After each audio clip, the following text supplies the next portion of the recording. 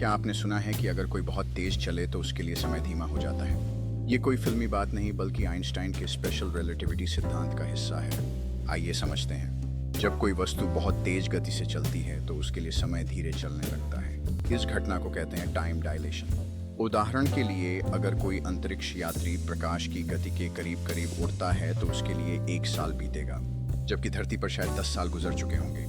ये कोई कल्पना नहीं है बल्कि वैज्ञानिकों ने इसे परमाणु घड़ियों के जरिए सिद्ध किया है, जो तेज गति वाले जहाजों में धीमी चलती है। तो अगली बार जब कोई कहे कि तेज चलो तो सोच लेना, कहीं तुम्हारे लिए समय सच में धीरे न चलने लगे। इस अद्भुत सिद्धांत के बारे में जानकर हम समझ सकते हैं कि ब्रह्मांड कितना सटीक और रहस्यमय है। हमारी समझ में यह सिद्धांत न केवल विज्ञान का एक भाग है बल्कि हमारे अस्तित्व की प्रकृति को भी उजागर करता है।